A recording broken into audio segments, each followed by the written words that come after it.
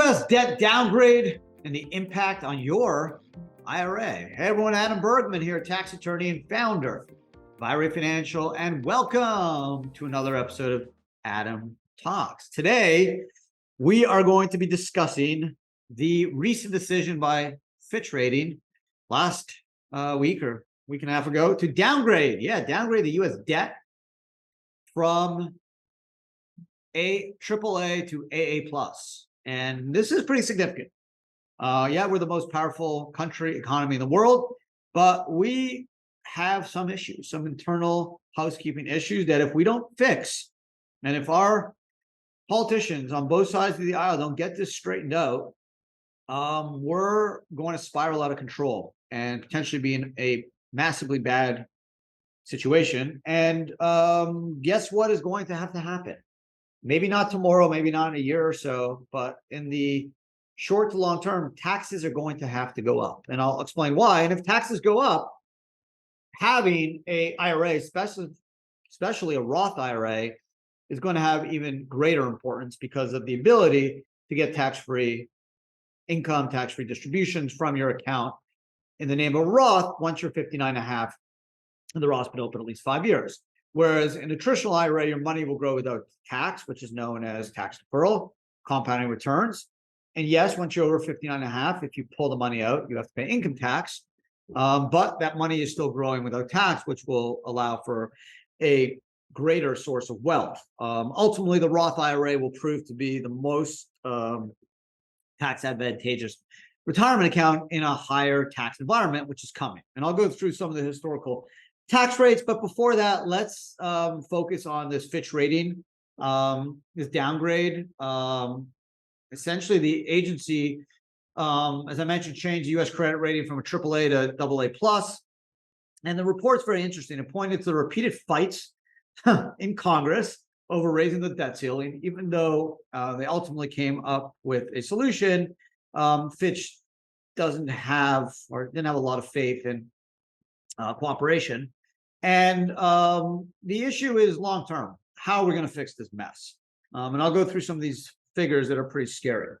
So if you consider how much the U.S. fiscal and political outlook has deteriorated since the last debt downgrade, which is 2011. I actually remember doing blogs. I wasn't doing podcasts in 2011. I was doing blogs when S&P dropped the AAA to and Fitch didn't, and Moody's didn't, but the Standard & Poor's dropped the AAA rating.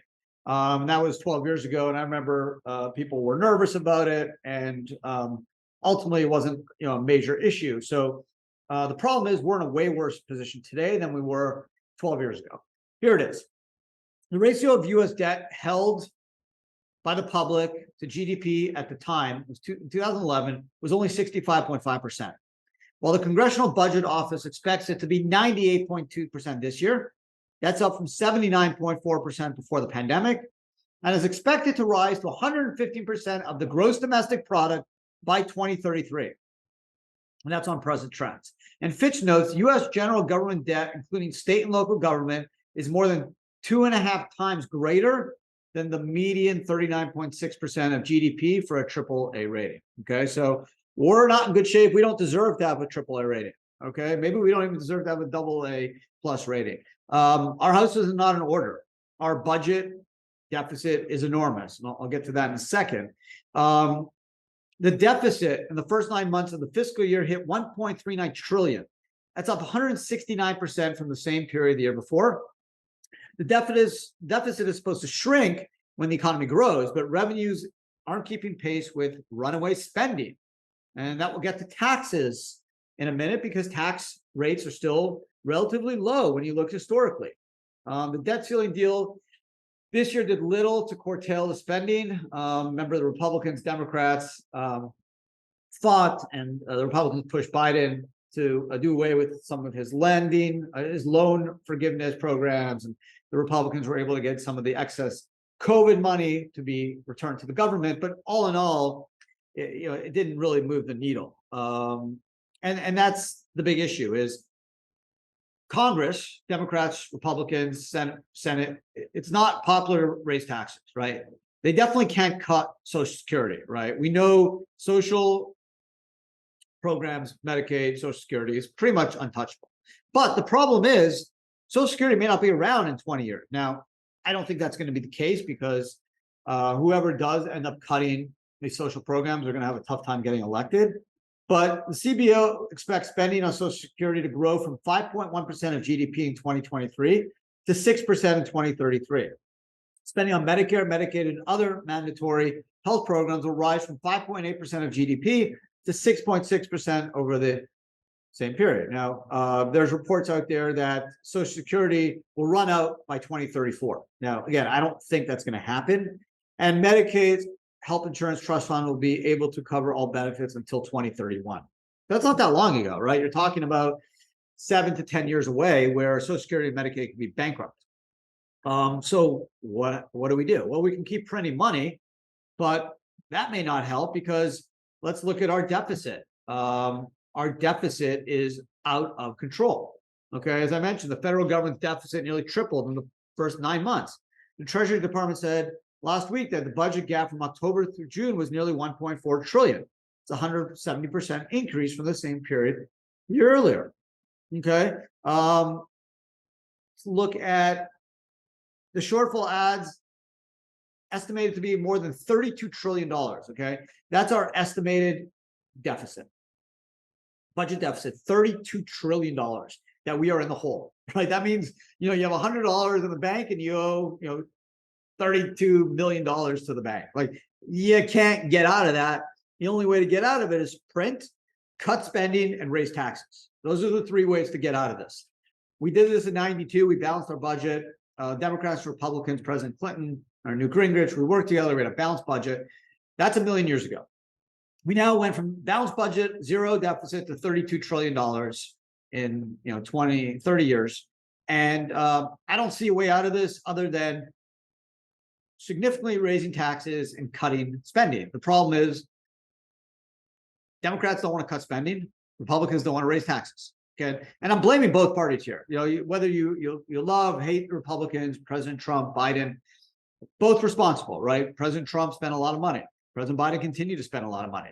Didn't understand the impact of inflation. He kept saying it was transitory. Well, it's not. Inflation's real.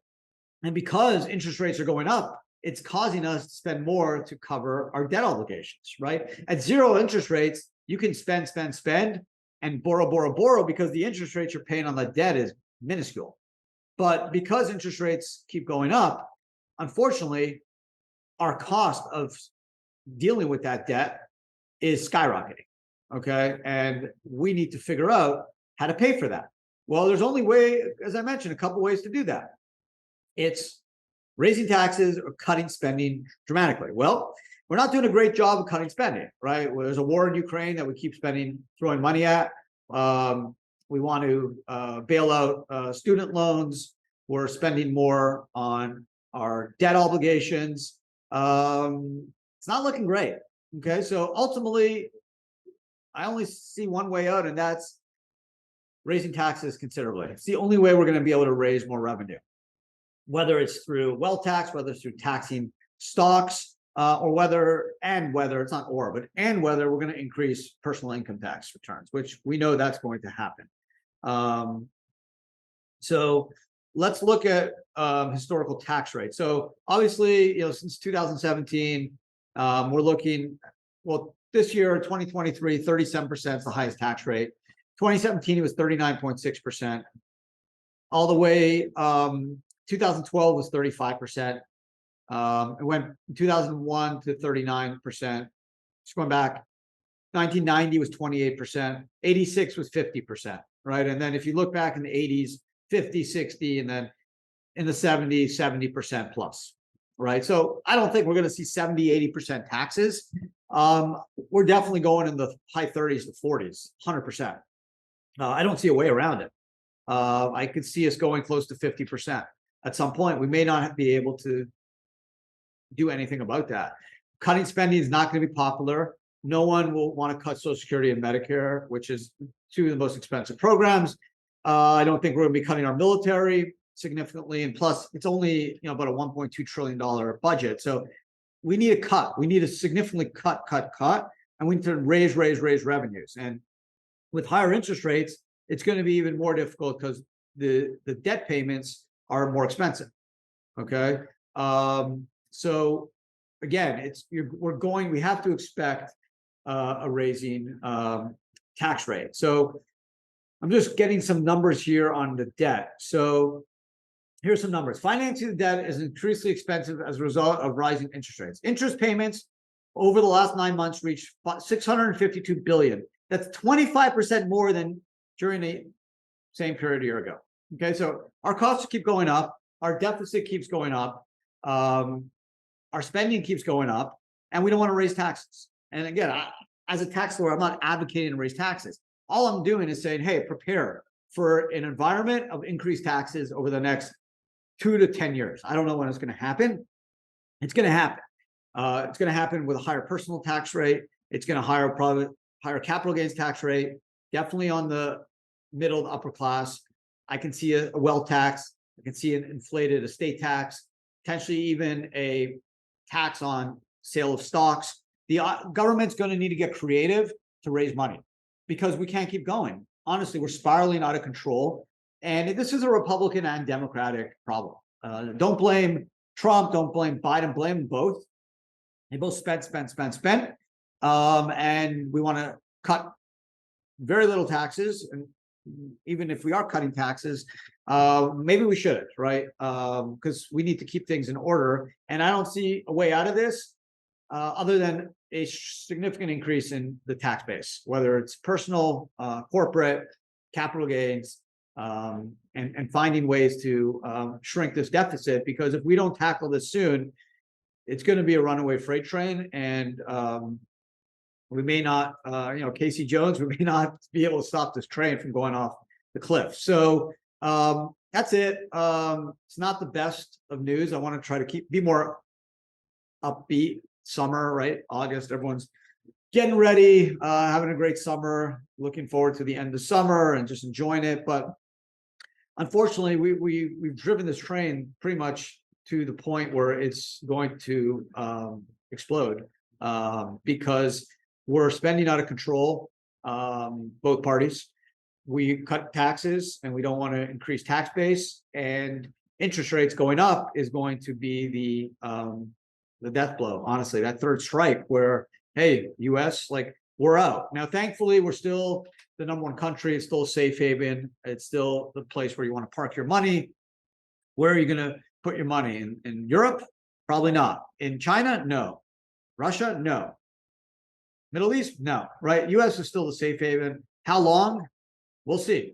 Right? Europe's in worse trouble. The UK is in big problems. China has a major population issue. They have obviously a government that is trying to keep growth moving forward, and they're having challenges. So yeah, we're still in the best position, but we need to clean our house up. We need to get things in order, and we may need to all kind of pitch in, unfortunately pay some extra taxes, cut spending, maybe push the retirement age up a couple of years. I mean, we saw France try to do that, or they did that, and there was widespread rioting. We may have no choice. We may need to push the Social Security retirement age up 5 years. We may not have a choice, right? We may need to make it more difficult to get on Medicare or Medicaid. Like, we have to figure out, we may need to pull back on our military spending. We have to increase our tax base. We just have to get things in order, because it's like credit card debt. It balloons, balloons. Interest rates are up. They're high. They're probably going to stay relatively higher in the next 5 years. And it's going to get more and more difficult to pay down our debt. So before we spiral out of control, we need our politicians to kind of get together and realize this isn't going to be easy. It's not going to be popular. We have no choice. We got to do it, because if not, the U.S. Financial system will be in big trouble. So as an IRA holder, the way I'm looking at this is, hey, I'm happy everything I have is in Roth, because I can tell you, with taxes going up, with whether it's corporate tax, individual, capital gains tax, I'm feeling good that my money's in a Roth where I can live off those funds tax-free once I'm 59 and a half. So I think we have to expect a higher tax rate environment, and just, it's something to consider whether you have a pre-tax IRA. If you're saving personally, you may want to save in an IRA, save in a 401k. if your asset values are dropping, you may want to consider a Roth. And again, the Roth values, once you're over 59.5, the Roth's been open 5 years, you can live off that money tax-free. Whereas if it was a pre-tax IRA, you'd be able to pay, you'd have to pay tax. No penalty, but you'd have to pay tax on when you pull out. And it's an ordinary income tax rate. And if your tax bracket is super high and tax rates are 45, 50%, you may regret not being in a Roth. So that's kind of my play. And again, just going through the historical tax rates, we're pretty much at the low end, 37, the 20s. But before 1986, it was 50 to 70%. The lowest since we saw 28% in 1990. That's pretty much been the lowest. Now we're at 37%. So I can't see us going anywhere back down. I think we got to be looking at 45 plus in the next 5 years. I mean, I just don't see a way around it because we're not raising enough money and we keep spending, and with higher interest rates, servicing this debt is just going to spiral out of control. So if Washington isn't on top of this, it's going to be a major problem for not just our kids, for us. So there you go. But what we can do is, as IRA investors, 401k investors, is look at this, look at the projections and be like, okay, how do we minimize this impact? And I think it's being in a Roth IRA, a Roth 401k, and that's exactly what I'm doing. So there it is. I hope you guys enjoyed today's podcast. The story is a bit negative, but we haven't done a great job in the last 30 years managing our financial position. We got the most powerful economy, the strongest country in the world, but we're not great at keeping our books in order. So, and that's on both sides of the aisle, right? I'm not blaming any party. They both have made major mistakes. And we're going to have to address this by, as I mentioned, either raising taxes and or cutting spending. There's just no other way around it. We can't just keep printing money at higher interest rates. Like, the train will go off the cliff. Anyways, next week, I promise I'm going to be presenting a more upbeat, optimistic topic. I got something in mind. So that's it. Thanks for hanging out with me. Have a great rest of your day, and I'll see everyone next week. Ciao.